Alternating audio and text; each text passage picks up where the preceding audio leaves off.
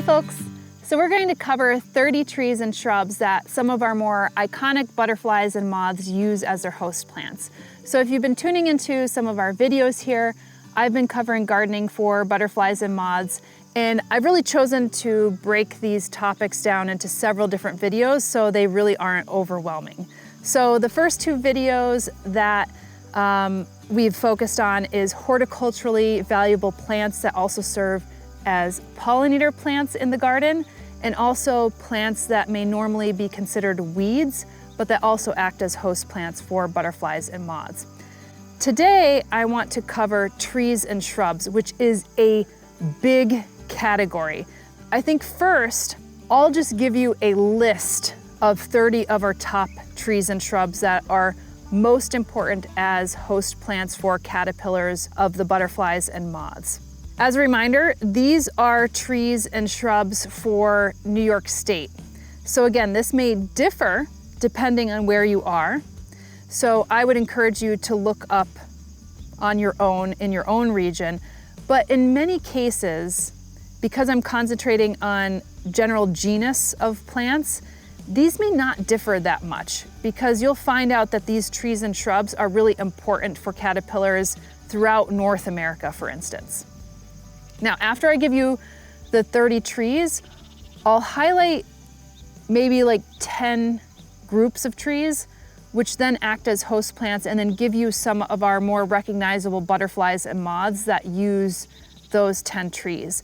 That way, when you see that butterfly or moth, or maybe that caterpillar in your garden, you'll be able to reference that host plant.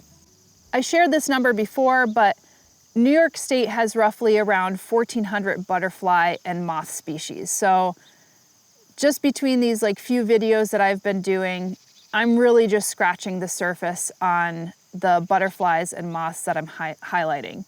That being said, I'd imagine by keeping or bringing in the myriad of plants in your garden that I mentioned between all these videos, you're going to be basically netting in a lot more than I make mention of. So just keep that top of mind. All right, so I'm gonna go over 30 tree categories, and I have these on my computer here. So if you mind, I might be looking down a bit because I don't have all of these numbers tallied in my brain. But these are the 30 trees that are the most popular as host plants, specifically for our caterpillars, for moths and butterflies. And I'll give you the number of species of insects that are using those trees. So Quercus, which is our genus of oaks, 521 insects in New York State use that as their host plant. Prunus, so Prunus would be our cherries and our plums, so that's 455 species. Salix, which is our willows, 431 species. Betula, which is our birches, 410 species. Populus, which is our aspen, so that's like our big tooth aspen or quaking aspen around here, that has 360 species. Malus, that's our apples and crab apples, 309 species. Vaccinium, which is our blueberries, 295 species. That's tied with our acer, which is maples, also 295 species. Alnus, which is our alders, 261 species. Pinus, which is pines, 259 species. Carya, which is our hickories, 238 species. Ulmus, which is our elms, 201 species. Crataegus, hawthorns, which is 173 species. Rubus, 164 species. That's our raspberries, blackberries, things like that. Ptelea, which is our basswoods, 160 species. Fraxinus, which is our ashes. Unfortunately, a lot of our white or green ashes are falling by the wayside because of emerald ash borer. So 149 species will actually use Fraxinus as their host plants. Now, whether they specialize in ash, that's another thing. Maybe they are eating other types of trees, that would be ideal. Because like I said, if one of these species falls by the wayside, like our ash trees, then that really puts our caterpillars that use that tree in danger. Corylus, which is hazelnuts, 140 species. Juglans, which is like our black walnut, 137 species of insects will use that as their host plant. Fagus, which is our beeches, 135 species. Rosa, which is roses, 130 species. Cornus, which is our dogwoods, 129 species. We're getting to the end. Castanea, which is our chestnuts. Again, chestnuts are one of the trees that has fallen by the wayside. 126 insect species will use that as their host plant. Amelanchier, service berries, 124 species. Abies, which is our spruce, 119 species. Larix, which is our larches. We don't really have that many larix around here, although I've planted a couple cultivated varieties. 116 species. Viburnums, 115 species. Myrica, which is our bayberries. Those are plants that I have planted around here. 112 species of insects will use that as their host plant. Tsuga, which is our hemlocks. Again, I've done a whole video on hemlock woolly adelgid and how that's negatively affecting our eastern hemlocks around here, which are critical trees as ecological habitat, really an irreplaceable tree. So 109 insects use that as their host plant. Spirea, which is more of kind of a shrub, that's our meadowsweet around here. We have quite a lot of Spirea alba, the native species that are growing around here because we have a lot of wet areas, 95 species. And also Celtis, which I'll talk about. It'll be one of the trees that I pull out. Only 44 species of insects use that as a host plant, but some of our more noticeable butterflies and moths will use Celtis as a host plant. So let's talk about hackberry trees, or Celtis occidentalis, which is the common one. We also have a sugarberry tree, which is a different type of Celtis, but the American snout butterfly will primarily use hackberry trees for its larvae. And then we have the hackberry emperor. And again, they will also use Celtis occidentalis and the sugarberry, which is Celtis levigata. And we have planted both of those. Now, I didn't see hackberry trees in this landscape, but I figured the fruits of the hackberry are incredibly great for other wildlife value as well. And they're beautiful trees, beautiful big trees that we've seen, but hadn't seen it in this landscape, and planted, I think, 2 or 3 of them here just to see how they might establish. The next one is the mourning cloak. And this uses a variety of deciduous trees and shrubs for its host plant. And the mourning cloak is typically the first butterfly that you will see in spring. Sometimes there's still snow on the ground. And the reason for that is that it actually overwinters as an adult, believe it or not.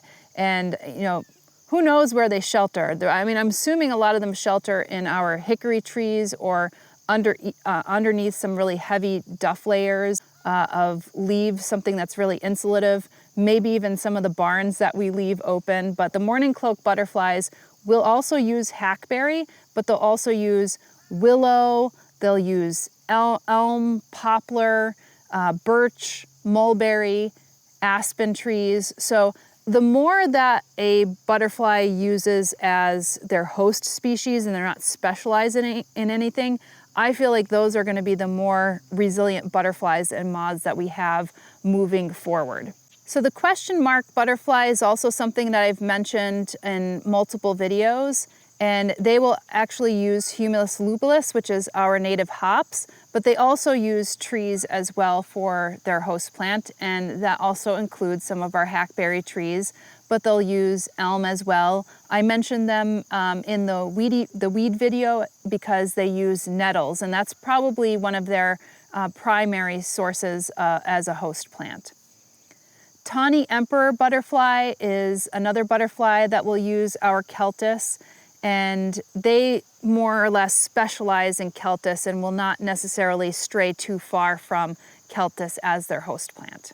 All right, the next group that we'll cover is oaks and hickories. And oaks and hickories are not necessarily related to one another, but they'll often occur next to one another in a type of forest. So for instance, the forest that we have around here is primarily oak and hickory. Of course, there's maples and there's musclewood and there's white pine. There was plenty of ash before the emerald ash borer, and sadly, like I said, that has really fallen by the wayside. But I would say that our primary forest has been oaks and hickories. So some of our hair streaks, so I'm looking at the banded hair streak and our hickory hair streak. And the banded hair streak will use oaks, they'll use hickories, and they'll also use walnuts, which are the juglans. But the hickory hair streak primarily focuses on hickory. So that's our shag bark, our shell bark. We might have bitternut or pignut hickory around here. And because I saw that hickory does extremely well around here, I am trying out like a couple shell barks. I think I planted a pignut as well, and we'll see if those take off. But primarily this forest is shag bark hickory. The next one on the list is Horace's dusky wing. And this is a butterfly that will use oaks, so primarily the Quercus genus. So white oaks, red oaks, black oaks, post oaks, that's where you'd normally see the caterpillar for the Horace's dusky wing. Then we have the white M hairstreak butterfly. Again, like the dusky wing, we'll focus on oaks, so white oaks, red oaks, and black oaks, pin oaks around here that we have as well. So that's where you would see those caterpillars. The next group I'm kind of lumping again together, and they would be birch, poplars, aspens, cherries, and willows. And again, those are kind of very different species, but I find that a lot of our native butterflies and moths will oviposit across a range of trees and not just one specific species. So a popular one, probably one of the more popular butterflies that we see in the gardens here, is either our Canadian or our eastern tiger swallowtail. And they're barely distinguishable from another. And there's some different coloration, but if they're flitting around in your garden and they're kind of moving around pretty fast, it's pretty difficult to distinguish between the Canadian and the eastern tiger swallowtail. But both of those will eat like betulas, so that's birch, aspen, which is our populus, willows, and cherries. So that's part of the reason why I'm kind of lumping them together. The eastern tiger swallowtail also has quite a range. One of the trees that we don't have or we have not yet planted here is Liriodendron tulipifera, that's our tulip tree. So that is one that would be a common plant that they would oviposit their caterpillars on. And I would say also cottonwood. Cottonwood, I'm surprised, is not around here because it's pretty wet around here. We have primarily big-tooth aspen or quaking aspen and not cottonwood. But cottonwood is the type of tree that if you want something that grows really fast and really big, that would be cottonwood. Another one would be our Compton tortoiseshell. And that primarily uses willows and poplars, and also some birches. And we have more poplars than we have birches around here, although I've planted quite a lot of birches. And then the dreamy dusky wing, that will also use primarily willows and poplars as their host plants. I've mentioned this before, but our mourning cloak, they will use Celtis, but they'll also use willow, elm, birch, mulberry, aspen. So again, I'm kind of repeating myself, but those butterflies and moths, in my opinion, are going to be the more resilient ones going forward because they are non-picky when it comes to what they eat. The red-spotted purple admiral, they will also use a wide range, so wild cherry, willow, birches. They'll even use hawthorn, which is in the rose family, crataegus, oaks, quercus. So again, a range of plants. Next one on the list is the viceroy, and this is the butterfly that kind of looks like our monarch. It's basically a mimic of the monarch, but it's much smaller in size, and it has slightly different characteristics to its wings. But they are found on not milkweed plants, but on willow plants and poplars, commonly found on our cottonwood. I have seen maybe 2 or 3 viceroys flitting around in the landscape here. We have plenty of our native willows around, so I'm assuming that that might be one of the host plants that they're using for their caterpillars. White admiral butterfly, I just saw this flying around maybe a couple weeks ago, and they are using birch, willows, poplars, cherries, hawthorns, and also serviceberries as their host plants. Next group of trees would be Prunus. So this would include cherries and plums. Now we have a lot of cultivated varieties of plums in our landscape, but we also have a native plum. So Prunus americanum And that is one that we are actually growing in our interstitial area. So that's our permaculture interstitial that is between the forest and the meadow. And then also in our orchard, because again, we want this not only for ourselves, but also for the wildlife. And coral hair streak is one of our hair streaks that will use plants in the Rosaceae family for its larva. So this will be our wild black cherry, American plum, and even our choke cherry. So that's a common one that we have in the landscape. The deer tend to like to eat that one as well. So we have a lot of those trees that are kind of wrapped in netting or fencing so the deer can't get to it. Let's talk about pine trees. White pine is probably the most common pine that we have around here, but we have introduced Scotch pines and red pines as well. But our eastern pine elfin primarily will use pines as their host plant.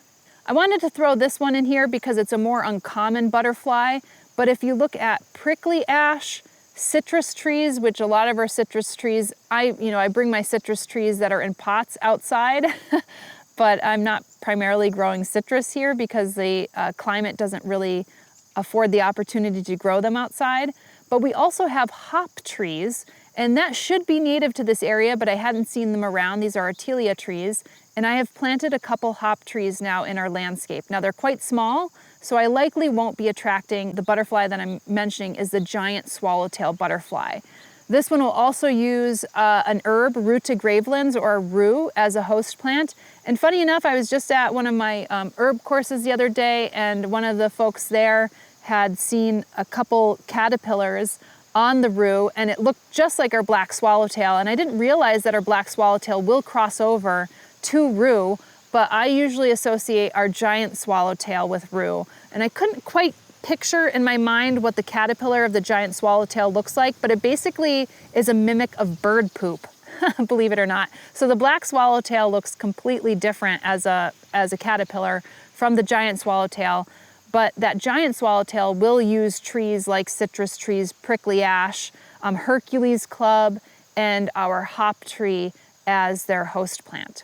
The next group is another wide-ranging group, and this would be our Cercis, which is our red bud, holly trees, blueberries, so that would be in Vaccinium, New Jersey tea, which is Ersionanthus, and skullcap, which is not a shrub, it's more of an herbaceous plant, but that would be our Scutellaria. I'm just going to kind of throw that in there because our Henry's elfin will use that as their host plants. So again, that Cercis canadensis, which beautiful understory tree. We're kind of at the northern range of Cercis canadensis, but we have a lot of it growing around here because it's a popular horticultural tree. So I've introduced a lot more of it in the landscape. As far as trees go, it's not like a great host plant for our insect species compared to like a Quercus, like an oak, or a Carya, like a hickory. But it's such a beautiful tree and does provide pollination potential as well. And it's one of those early blooming trees in the spring when not much else is blooming. So I kind of make an exception for it. Another tree that I hadn't mentioned that didn't I don't think it was in the list of 30 trees, but juniper. And our juniper hair streak butterfly is one of those hair streaks that really love our eastern red cedar or our common juniper or other juniper species. And I think that they will transition to some of our cultivated varieties of junipers because juniper is also another one of those easy to care for plants that you'll often find in the horticultural trade. So if you have that, take a look for it because you might actually find our juniper hair streak butterfly. Another tree that I hadn't mentioned in that 30, but I would like to mention it, is sumac. And our red-banded hair streak butterfly will use sumac as their primary tree. I don't know if it would be a primary tree because they also use oaks as well, but that would be another tree that I would make mention of. Sumacs in particular are great trees, especially if you want to have erosion control, and oftentimes around like an area that's like on the edge of a forest or in a ditch. And it's a great medicinal plant as well, especially if you have the staghorn sumacs. You could collect some of the berries. So they have like this kind of tall, kind of cone-like fuzzy red berries that you can make a lemonade out of, or you could use it for flavoring. I'll often use it if I'm doing like a chicken dish, for instance. So sumac, we don't have a lot of it on the land. We have some of the prostrate growing sumacs that we've planted, but if you just go up or down the road, you'll find it. And that's where, you know, you might also find the red-banded hair-streak butterfly. Finally, I wanted to make mention of our spicebush and our sassafras, which are two bushes, to my experience and my knowledge, is bushes and trees that deer won't touch. So if you have areas where you have a carrying capacity of an over-carrying capacity or overabundance of deer, oftentimes a lot of our native plants will get eaten by them. And spicebush and sassafras are a tree and shrub basically that don't get attacked by deer. And that serves as the host plant for our spicebush swallowtail. So I started to plant a little bit more Lindera benzoin, which is our spicebush, and also our sassafras. I haven't had to plant it because our forest has that in. But if there are interesting cultivated varieties, I actually might start planting them a little bit more out into our landscape. But those are just a group of trees, of, again, food for thought for some of the popular trees and shrubs that serve as host plants for butterflies and moths. And again, this is host plants when they are caterpillars, not necessarily when they're adult butterflies and moths. So consider that if you want to grow butterflies and moths in your garden, then you have to provide those host plants. So thank you again for tuning in. I hope you learned something today, and I'll see you in the next video. Bye! We'll be sharing how the gardens and wildscaped areas mature as the seasons progress, so if you enjoy videos like this, be sure to like, subscribe, and hit the notifications button to help us grow and share these videos to more folks. In the meantime, we'll be cracking away at more of the gardens and renovations here at Flock. We'll see you in the next video.